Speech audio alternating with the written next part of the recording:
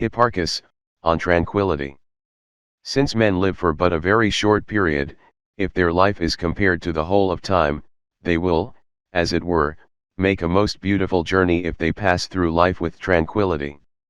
This they will best possess if they will accurately and scientifically know themselves, namely, that they are mortal and of a fleshy nature, and that they have a body which is corruptible, and can be easily injured, and which is exposed to everything most grievous and severe, even to their last breath.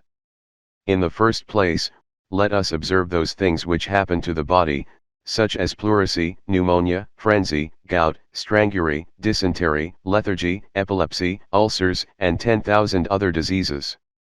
But the diseases that can happen to the soul are much greater and more dire. For all the iniquitous, evil, lawless, and impious conduct in the life of many originates from the passions of the soul. Through unnatural immoderate desires many have become subject to unrestrained impulses and have not refrained from the most unholy pleasures, arising from connection with daughters and even mothers. Many have even destroyed their fathers and offspring. But what is the use to continue detailing externally impending evils, such as excessive rain, drought, violent heat, and cold, so that frequently from the anomalous state of the air, pestilence and famine arise, followed by manifold calamities making whole cities desolate. Since therefore many such calamities impend, we should neither be elated by the possession of worldly goods, which might rapidly be consumed by the eruption of some small fever, nor with what are conceived to be prosperous external circumstances, which from their own nature frequently decay quicker than they arose. For all these are uncertain and unstable, and are found to have their existence in many and various mutations, and no one of them is permanent, or immutable, or stable, or indivisible.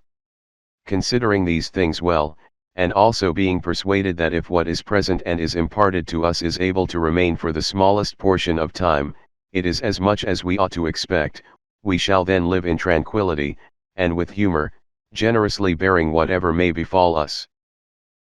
How many people imagine that all they have and what they receive from fortune and nature is better than it is, not realizing what it is in reality. But such as it is able to become when it has arrived at its highest excellence, they then burden the soul with many and great and nefarious stupid evils when they are suddenly deprived of these transitory goods.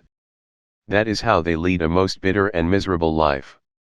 But this takes place in the loss of riches, or the death of friends and children, or in the privation of certain other things, which by them are conceived to be possessions most honorable. Afterwards, weeping and lamenting, they assert of themselves that they alone are most unfortunate and miserable, not remembering that these things have happened, and even now happen to many others, nor are they able to understand the life of those that are now in existence, and of those that have lived in former times, nor to see in what great calamities and waves of evils of which many of the present times are, and of which the past have been, involved. Therefore, considering with ourselves that many who have lost their property have afterwards on account of this very loss been saved, since thereafter they might either have fallen into the hands of robbers or into the power of a tyrant, that many also who have loved certain persons, and have been extremely benevolently disposed towards them, but have afterwards hated them extremely, considering all these things of which history informs us, and learning likewise that many have been destroyed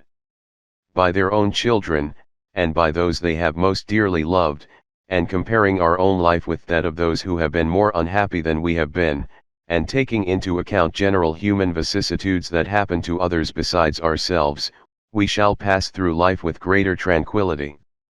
A reasonable man will not think the calamities of others easy to be borne, but not his own, since he sees that the whole of life is naturally exposed to many calamities. Those however who weep and lament, besides not being able to recover what they have lost, or recall to life those that are dead, impel the soul to still greater perturbations, in consequence of its being filled with much depravity. Being washed and purified, we should do our best to wipe away our inveterate stains by the reasoning of philosophy. This we shall accomplish by adhering to prudence and temperance, being satisfied with our present circumstances, and not aspiring after too many things. Men who gather a great abundance of external things do not consider that enjoyment of them terminates with the present life. We should therefore use the present goods, and by the assistance of the beautiful and venerable results of philosophy we shall be liberated from the insatiable desire of depraved possessions.